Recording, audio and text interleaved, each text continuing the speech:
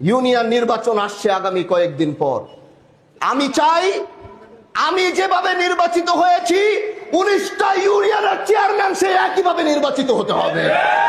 সম্পূর্ণ 100% ফেয়ারের ব্যবস্থা করে দিব, যেন কোনো ধরনের দুর্নীতি সেখানে না হয়।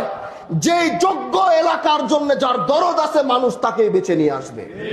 টাকা দিয়ে যেমন এবার এমপি ইলেকশন ঘুরাতে পারে নাই, প্রত্যেকটা ইউনিয়ন নির্বাচনে এরকমই হবে। যে টাকা দিবে তাকে বেঁধে রাখবেন, তাকে কোনো ভোট দেওয়া হবে না।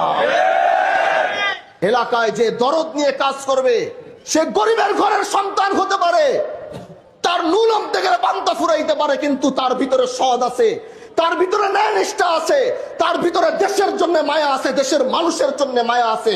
তাকেই নির্বাচিত করে জনপ্রতিনিধি বানাইতে হবে। শিবচর থেকে যে কয়টা কথা বলি, এই কয়টা কথা বাংলার প্রতিটা গ্রামে গিয়ে আসর হয়। শিবচর থেকে দাঁড়িয়ে যে কয়টা কথা বলি, ঢাকার প্রতিটা ওয়ার্ডে গিয়ে সেই কথাগুলোর আসর হয়। যুবকরা এরকম চায়। আজকে হয়তো এক শিবচরের নেতৃত্ব দিচ্ছি, এক শিবচরের দায়িত্ব নিয়েছি।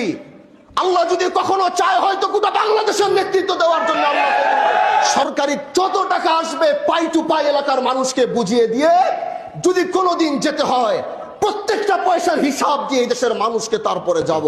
ন্যায়ের পক্ষে আপনি থাকবেন। কে আপনার চুলটা ছিঁড়বে, সে চুলটা ছিঁড়ার লোক আমি দেখতে চাই। আপনি ন্যায়ের পক্ষে আওয়াজ তুলেন, কথা বলেন। এরপরে যদি দেখবেন আমি আপনার পিছনে নাই, তাহলে আর দরকার নাই আমার সাথে যোগাযোগ রাখার। কিন্তু হকের পক্ষে, ন্যায়ের পক্ষে কথা বলা শিখতে হবে। যেখানে অন্যায় দেখবেন দাঁড়িয়ে যেতে হবে, জিজ্ঞাসা করতে হবে তাকে ধরে তুমি অন্যায় করেছো কেন, তার জবাব নিতে হবে।